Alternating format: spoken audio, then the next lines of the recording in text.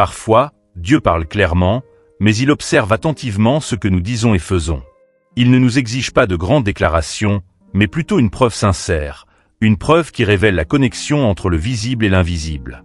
Car nous sommes faits à son image et à sa ressemblance, et ce que nous faisons pour les autres, il le considère comme fait pour lui. Dieu nous enseigne une vérité profonde. Commencez par eux.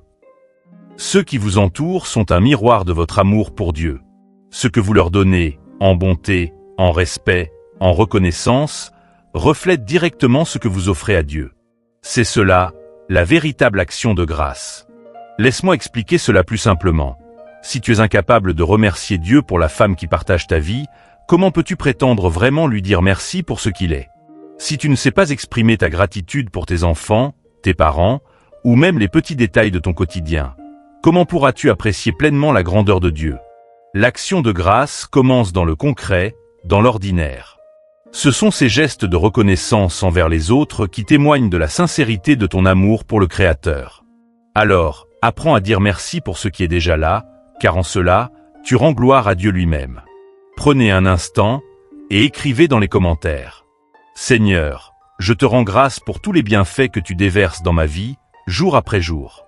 Merci pour ton amour, ta présence et tes bénédictions infinies. Tu es ma force et ma paix. N'oubliez pas d'ajouter votre prénom à cette prière, comme une marque personnelle de votre gratitude envers Dieu. Dire merci à Dieu, c'est important, mais ce n'est pas là que Dieu place la véritable preuve de l'action de grâce.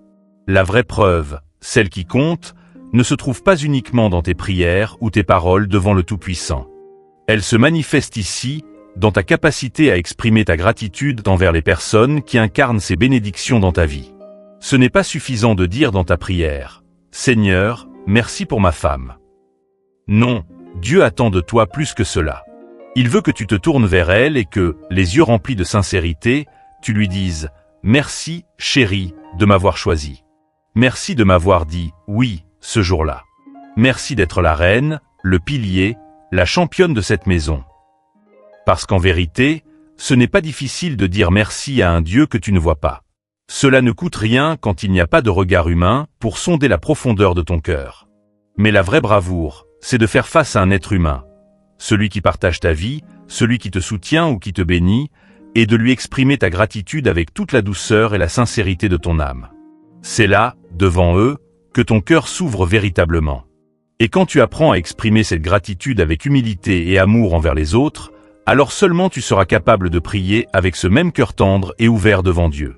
Car l'action de grâce commence ici-bas, dans les gestes et les paroles offertes à ceux qui t'entourent. Ne laissez pas cette année se terminer sans prendre un moment pour parler à ceux qui comptent vraiment dans votre vie. Vos parents, vos frères, vos sœurs, votre mari ou votre femme. Prenez le temps de leur dire merci. Pas un merci superficiel, mais un merci qui vient du fond du cœur.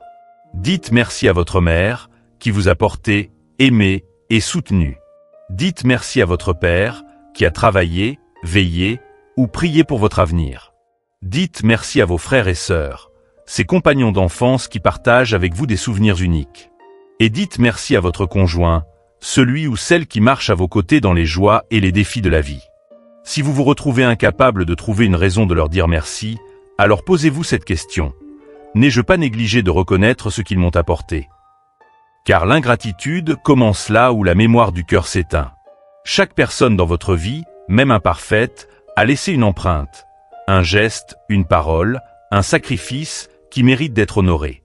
Alors, ne laissez pas le silence ou l'orgueil vous priver de ce moment. Un simple « merci » peut apaiser des blessures, renforcer des liens et illuminer des cœurs. Offrez ce cadeau avant que l'année ne s'achève, car la gratitude est une semence qui fait fleurir l'amour et la paix autour de vous. De la même manière, lorsque nous sommes appelés à manifester de la gratitude envers ceux qui nous entourent, nos parents, nos proches ou notre conjoint, cela fait également partie du processus de transformation que Dieu opère en nous. Tout comme Jésus, rempli du Saint-Esprit, fut conduit dans le désert pour être tenté. Ce passage est puissant, car il révèle une vérité profonde. Lorsque Dieu a un projet à accomplir dans nos vies, il utilise souvent des situations ou des sous-traitants inattendus pour nous façonner et nous préparer. Ces sous-traitants, ce sont parfois des défis, des épreuves, ou même des personnes que nous n'aurions jamais choisies. Dieu ne les envoie pas pour nous briser, mais pour nous transformer. Le désert, dans la vie de Jésus, n'était pas un lieu de condamnation, mais un champ d'entraînement spirituel, une étape essentielle avant le début de son ministère. De la même manière, Dieu permet des expériences dans nos vies pour tester notre foi, notre obéissance et notre persévérance. Ces épreuves révèlent ce qui est caché en nous, nous fortifient et nous rapprochent de lui. Ce n'est pas toujours agréable, mais souvenez-vous, ce que Dieu permet a toujours un but, et il s'en sert pour nous équiper, nous préparer et nous rendre aptes à porter plus de fruits. Alors, quand vous traversez votre désert, rappelez-vous que ce n'est pas un abandon. C'est un processus divin, une mise à l'épreuve qui prépare votre cœur à recevoir davantage de sa puissance et de sa gloire. Jésus lui-même est passé par là avant d'accomplir sa mission, et c'est dans ces moments de désert que la présence du Saint-Esprit devient votre plus grand soutien. Acceptez que Dieu utilise parfois des moyens inhabituels pour accomplir son œuvre en vous, car chaque étape fait partie de son plan parfait. Ainsi, en remerciant humblement ceux qui sont les bénédictions visibles dans notre vie, nous manifestons cette transformation intérieure. Même dans les déserts de nos relations, dans les moments où l'ingratitude pourrait s'installer, Dieu nous invite à exprimer un merci sincère, qui devient un acte de grâce et de foi. C'est ainsi que le visible et l'invisible s'entrelacent dans notre cheminement spirituel. L'action de grâce ne se limite pas à ce que Dieu a accompli en toi ou pour toi personnellement. C'est bien plus vaste que cela. Dieu agit aussi autour de toi, en faveur des personnes qui te sont chères. Ta famille, ta femme, tes enfants, tes frères et sœurs, tes parents, ou encore dans ton entreprise et tes projets. Peut-être as-tu vu ta famille traverser une épreuve et en ressortir plus forte. Peut-être comme tu étais témoin d'une bénédiction inattendue dans la vie de ton conjoint, d'un succès dans la carrière de tes enfants, ou d'un vent favorable dans les affaires de ta maison. Ce ne sont pas des événements anodins. Ce sont des preuves tangibles de l'amour de Dieu, de sa fidélité et de son action bienveillante dans ton entourage. Rendre grâce, c'est avoir les yeux ouverts pour reconnaître non seulement les bénédictions que tu reçois directement, mais aussi celles qui touchent les personnes autour de toi. Quand Dieu bénit ceux que tu aimes, il te bénit aussi. Alors, prends un moment pour dire merci, pour ce que tu vois, mais aussi pour tout ce que Dieu a fait dans l'ombre, parfois sans que tu t'en rendes compte. L'action de grâce, c'est une reconnaissance grande et profonde. Elle englobe ce que Dieu a accompli dans ta vie, mais aussi dans celle de ceux qui te sont précieux. Je veux te lancer un défi de gratitude qui s'étend sur toute l'année. Chaque mois, prends un moment pour réfléchir et thématiser ta reconnaissance. Commence par janvier et dis « Merci, Seigneur, pour ce que tu as fait en moi et autour de moi ». En février, rends grâce pour ce que tu as accompli dans ma vie, dans mon travail, dans mes relations. Puis, chaque mois, choisis un aspect spécifique pour exprimer ta gratitude. Mars, dis merci pour la santé et la force. En avril, rends grâce pour ta famille et tes amis. En mai, pour les opportunités que vous avez reçues, et ainsi de suite jusqu'à décembre. L'idée est simple. Chaque mois, fais de la gratitude un thème central.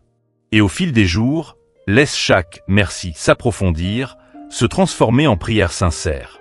Quand décembre arrive, regarde tout ce que tu as célébré et présente cela devant Dieu, non seulement en reconnaissance pour le passé, mais aussi pour tout ce qu'il continue de faire. Ce défi n'est pas qu'un exercice intellectuel. Il s'agit de vivre chaque mois avec une intention profonde de gratitude.